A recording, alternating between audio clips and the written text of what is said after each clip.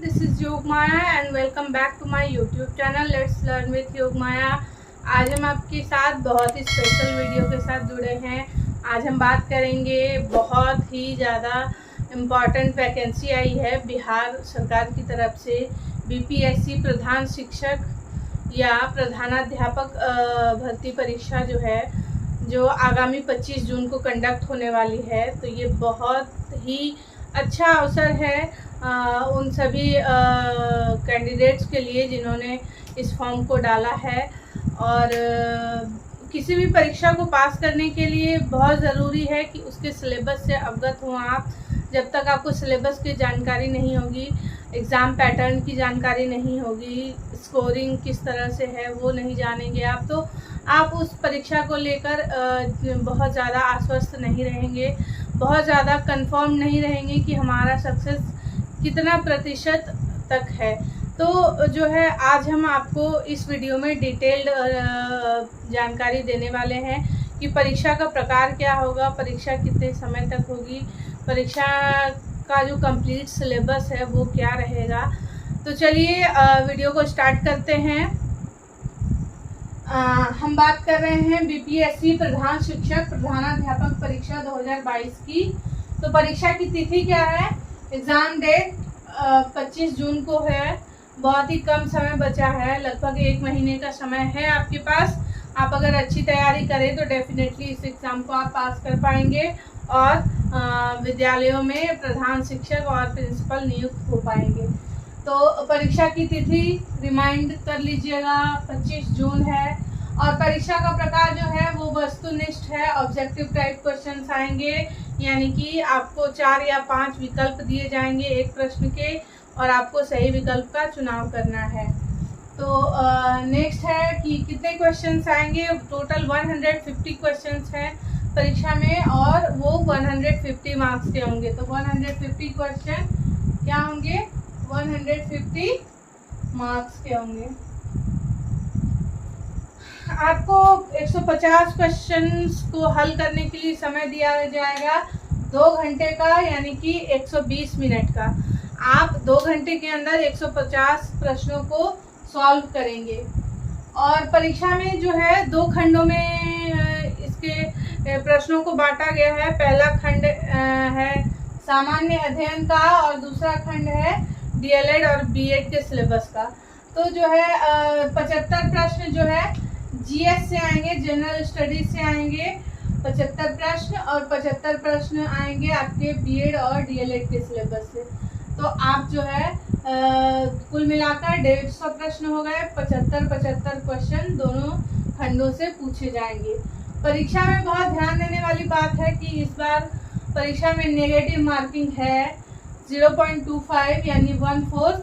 अगर आपने 4 प्रश्नों को गलत किया तो आपके जो है 1 मार्क्स कट जाएंगे। आपने जितना भी नंबर ऑप्ट किया है, जितना भी नंबर आप कुल परीक्षा में लाएंगे, अगर आपने 4 प्रश्नों को गलत किया तो आपके 1 अंक काटे जाएंगे। यानी कि कुल परीक्षा में से आपके जितने भी गलत प्रश्न होंगे 1/4 उसका मार्क्स काट लिया जाएगा। तो आप ध्यान से, इस बार आप कम्प्लीटली अटेम्प्ट नहीं कर सकते। जिन प्रश्नों को आप कंफर्म वे में नहीं जानते हैं उसका आंसर, तो उनको अटेम्प्ट ना करें, क्योंकि परीक्षा में नेगेटिव मार्किंग है। श्योरिटी के साथ ही अपने प्रश्नों का जवाब दें सोच समझकर। तो परीक्षा का जो 2 सेक्शंस में बांटा गया है उस परीक्षा के प्रश्नों को, तो सेक्शन ए जो है, खंड 1 जो है वो है जनरल स्टडीज का, सामान्य अध्ययन का। इसमें कुछ टॉपिक्स हैं जो आपको पढ़ने हैं। ये है, पहला हो गया सामान्य विज्ञान, जनरल साइंस। जनरल साइंस आपको पढ़ना है। सामान्य फिजिक्स, केमिस्ट्री, बायोलॉजी जो होती है उसको आपको पढ़ना है। दूसरा है राष्ट्रीय एवं अंतर्राष्ट्रीय महत्व की सामयिक घटनाएं, जो भी करंट अफेयर्स हैं नेशनल और इंटरनेशनल, वो आपको पढ़ना है। थर्ड इज भारतीय राष्ट्रीय आंदोलन और इसमें बिहार का योगदान। आपको जितने भी आंदोलन हैं, भारत के राष्ट्रीय आंदोलन और बिहार का इन आंदोलनों में क्या योगदान रहा है, ये है आपका टॉपिक। थर्ड 4th है आपका सामान्य भूगोल, जनरल ज्योग्राफी आपको पढ़ना है। 5th है भारतीय राज्य व्यवस्था, इंडियन पॉलिटी। 6th है प्रारंभिक गणित, मैथ्स है, बेसिक मैथ्स आपको प्रश्न पूछे जाएंगे। और है रीजनिंग, मानसिक क्षमता परीक्षण। तो ये 7 चैप्टर्स हैं, सबको आपको पढ़ना है जनरल स्टडीज के लिए, 75 मार्क्स के लिए। फिर आगे जाकर इन सब में भी डिवाइड किया गया है, बहुत सारे चैप्टर हैं, जैसे सामान्य विज्ञान में बहुत सारे चैप्टर हैं, अंतर्राष्ट्रीय महत्व की सामायिक घटनाओं में है, फिर आंदोलन में चैप्टर्स हैं, सामान्य भूगोल के। तो इस तरह से आपको एक सिंपल वे में मैंने बताया कि जो है ये क्षेत्र से आपके प्रश्न आएंगे। तो ये खंड 1 हो गया, ये हो गया कितने नंबर का, 75 मार्क्स का। 75 नंबर आपको यहाँ से कलेक्ट करना है। अब आगे बढ़ते हैं, जो परीक्षा का दूसरा सिलेबस है वो है बीएड और डीएलएड का। यहाँ से आपको 75 मार्क्स का आपको आना है। इस क्षेत्र में आप चाहें, अगर आपकी स्ट्रेटजी अच्छी रही तो आप 75 में से 70 नंबर उठा सकते हैं। ये क्षेत्र जो है काफ़ी ज़्यादा, आपने ये सारे टॉपिक्स को पढ़ा भी होगा अपने बीएड या डीएलएड के समय में। तो जो है इस क्षेत्र से मार्क्स उठाना बहुत मुश्किल नहीं है। तो इस क्षेत्र को आपको ज़्यादा फोकस करना होगा, क्योंकि इस क्षेत्र में अनलिमिटेड एरियाज हैं और साथ ही इसमें आपको समय देने की ज़्यादा ज़रूरत है। इस क्षेत्र को चूँकि आपने एक बार पढ़ा होगा, तो इसलिए इस पर ध्यान केंद्रित करने से आप यहाँ से नंबर पूरे ले सकते हैं। तो यूनिट 1 जो है 8 यूनिट में बटा हुआ है। ये सेक्शन बी, ये हो गया आपका सेक्शन बी, है ना, खंड बी। तो इसमें जो है यूनिट 1 है। यूनिट 1 है बच्चे तथा बचपन, बाल अधिकार जो चाइल्ड राइट्स है, शिक्षा, विद्यालय एवं समाज, है ना, समाजीकरण, सोशलाइजेशन, शिक्षा के आधार जो भी साइकोलॉजिकल, सोशियोलॉजिकल बेसिस हैं, फिलोसफिकल बेसिस हैं, शिक्षा के आधार, साहित्य, शिक्षा का साहित्य, शिक्षा का इतिहास और ज्ञान की अवधारणा, कंसेप्ट ऑफ नॉलेज, ये है यूनिट 1। यूनिट 2 है आपका आपको इन सब के बारे में पढ़ना है, इन सब एजुकेशनिस्ट के बारे में पढ़ना है, उन्होंने क्या क्या काम किए शिक्षा को लेकर, वो सब आपको पढ़ना है। तो है फर्स्ट है महात्मा गांधी के बारे में आपको जानना है, Giju Bhai Betkar, Rabindranath Tagore, John Dewey, Maria Montessori, Jyotiba Phule, doctor Zakir Hussain और जे कृष्णमूर्ति। इन सभी के बारे में आपको, इनके लाइफ के बारे में और इन्होंने शिक्षा के लिए क्या क्या काम किए वो आपको यूनिट 2 में पढ़ना है। यूनिट 3 है पाठ्यचर्या तथा पाठ्यक्रम, कार्य एवं शिक्षा की भूमिका पाठ्यचर्या में, बचपन को प्रभावित करने वाले कारक, वृद्धि एवं विकास, ग्रोथ एंड डेवलपमेंट, सृजनात्मकता, क्रिएटिविटी, खेल जो है कंसेप्ट ऑफ खेल, कंसेप्ट ऑफ स्पोर्ट्स, व्यक्तित्व विकास, पर्सनालिटी डेवलपमेंट, साथ ही जीन पियाजे, कोलबर्ग, जॉन बॉल्बी का जो भी नैतिक विकास का सिद्धांत है आपको पढ़ना है। जीन पियाजे, कोलबर्ग वगैरह के वीडियोस मैंने बनाए हुए हैं, आप चाहें तो देख सकते हैं।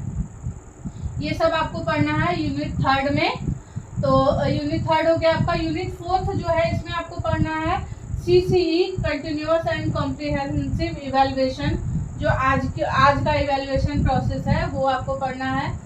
नेक्स्ट इज बाल केंद्रित शिक्षा, चाइल्ड सेंटर्ड एजुकेशन, विशेष आवश्यकता वाले बच्चे एवं उनकी शिक्षा। जो विशेष आवश्यकता वाले बच्चे होते हैं उनकी क्या प्रकृति है, उनकी क्या समस्याएं हैं, साथ ही उनकी शिक्षा और शिक्षा से जुड़ी चुनौतियां। शारीरिक शिक्षा, फिजिकल एजुकेशन, बिहार में प्रारंभिक बाल्यावस्था एवं शिक्षा की स्थिति, बिहार में प्रारंभिक बाल्यावस्था के लिए क्या क्या योजनाएं हैं और शिक्षा की स्थिति क्या है, बिहार में शिक्षा को लेकर चुनौतियां क्या हैं और क्या क्या नवाचार हैं, और विद्यालय शिक्षा से जुड़े संस्थाओं से क्या अपेक्षाएं हैं, ये आपको पढ़ना है यूनिट 4 में। नेक्स्ट यूनिट है आपका यूनिट 5। यूनिट 5 में आपको पढ़ना है विद्यालय संस्कृति, शिक्षा का अधिकार, राइट टू एजुकेशन, समावेशी शिक्षा, कला समेकित शिक्षा, कक्ष शिक्षण की प्रकृति, पाठ्य सागामी क्रियाएं, को करिकुलर एक्टिविटीज, विद्यालय में आकलन एवं मूल्यांकन, असेसमेंट एंड इवैल्यूएशन, शिक्षक वृत्तिक विकास, टीचर्स प्रोफेशनल डेवलपमेंट, विद्यालय में नेतृत्व की व्यवस्था, लीडरशिप इन स्कूल। तो ये आपको पढ़ना है यूनिट 5 में। यूनिट 6 में जितने भी सारे यूनिट हैं, चाहे वो राज्य स्तरीय हो, चाहे वो राष्ट्र स्तरीय हो, चाहे वो जिला स्तरीय हो या प्रखंड स्तरीय है, सभी संस्थाओं के बारे में आपको पढ़ना है। इसमें है CRC, BRC, diet, TTEC, SCERT, BEPC, BSEB, BSSB, BSNEB, BBOSE, NCERT, CBSE, न्योपा और NCTE। इन सारे संस्थानों के बारे में आपको पढ़ना है। इनकी स्थापना कब की गई, इनका स्थापना का उद्देश्य क्या था, वर्किंग बॉडीज क्या है, रेगुलेटिंग बॉडीज क्या है, इन सब की शिक्षा में इनका क्या क्या योगदान है, इन सारा चीज़ों को आपको यूनिट 6 में पढ़ना है। यूनिट 7 है आपका समावेशन और अपवर्जन। जो है समावेशन और अपवर्जन, आप मार्जिनाइजेशन और समावेशन क्या है, अपवर्जन जो हाशियाकरण होता है शिक्षा में, किस वजह से बच्चे वंचित हो रहे हैं शिक्षा से, वो है। फिर है कक्षा में विविधता, डाइवर्सिटी इन क्लासरूम, समावेशी शिक्षा। फिर है जेंडर संवेदनशीलता, जो जेंडर स्टीरियोटाइप्स हैं उनको पढ़ना है आपको, जेंडर रूढ़िवादिता पढ़ना है। समता, समानता एवं सामाजिक न्याय के लिए शिक्षा, शिक्षकों की अस्मिता, जो टीचर्स का जो रिस्पेक्ट है वो आपको पढ़ना है। तो कुल मिलाकर यूनिट 7 में आपको इंक्लूसिव एजुकेशन, मार्जिनलाइजेशन, ये सब आपको पढ़ना है। क्लासरूम डाइवर्सिटी, जेंडर स्टीरियोटाइप्स, ये आपको पढ़ना है यूनिट 7 में। यूनिट 8 जो है आपको वो पढ़ना, यूनिट 8 में है आपका NCR 2005, राष्ट्रीय पाठ्यचर्या रूपरेखा 2005, BCF 2008, बिहार पाठ्यचर्या रूपरेखा, बिहार करिकुलम फ्रेमवर्क 2008, शिक्षण अधिगम में ऑडियो वीडियो और मल्टीमीडिया का उपयोग, शिक्षण टीचिंग लर्निंग प्रोसेस में ऑडियो वीडियो और मल्टीमीडिया का क्या यूज़ है। फिर है विद्यालय में ICT का एकीकरण, विद्यालय और उसके कार्यों में ICT का एकीकरण आपको यूनिट 8 में पढ़ना है। तो कुल मिलाकर टोटल 8 यूनिट्स हो गए सेकंड पार्ट के। और जो है इधर आपको जनरल स्टडीज में हो गए 7 यूनिट्स। तो आपको 75 नंबर यहाँ से और 75 नंबर यहाँ से, कुल मिलाकर 150 नंबर की परीक्षा है। आपको अपनी तरफ से ज़्यादा स्कोर करना है। और जो है आप चाहें तो इस क्षेत्र में अधिक मार्क्स उठा सकते हैं। साथ ही अगर आपकी जनरल स्टडीज़ की नॉलेज अच्छी है, करंट अफेयर्स आप पढ़ें, तो आप कुल मिलाकर इस परीक्षा को अच्छे से क्वालिफाई कर सकते हैं। बहुत अच्छी एक खबर है कि जो है केवल 2.5 गुना यानी कि 2.5 गुना लोगों ने इस फॉर्म को भरा है। तो आपका थोड़ा सा पॉजिटिव प्रयास आपको प्रधान शिक्षक या प्रिंसिपल बना सकता है। तो इस परीक्षा में मेहनत करने से ना चूकें। कभी कभी हम अपने लक्ष्य से भटक जाते हैं, लेकिन अपने लक्ष्य को केंद्र में रखकर आप सोचें कि आपके 1 महीने की मेहनत आपको कहाँ तक पहुँचा सकती है, आपके पद को, आपकी गरिमा को बढ़ा सकती है। तो इस उद्देश्य से आप अच्छी तैयारी करें। मैं आपका जो है ज़्यादा से ज़्यादा आपके सहयोग में लगी रहूँगी, आपका सहयोग करना पसंद करूँगी। और इन सारे चैप्टर्स में जिनको मैंने नहीं टच किया है, सबको मैं कवर करने की कोशिश करूँगी आने वाले समय में। तो मेरे वीडियो को लास्ट तक देखने के लिए बहुत बहुत धन्यवाद। आप परीक्षा के पैटर्न, परीक्षा के सिलेबस को ऑलमोस्ट समझ गए होंगे। तारीख याद रखिएगा 25 जून। आपको आपकी परीक्षाएं बहुत नज़दीक हैं और उसके लिए आपको ऑल द बेस्ट। मेरे वीडियो को देखने के लिए धन्यवाद। चैनल को सब्सक्राइब ज़रूर कर लें। Thank you so much.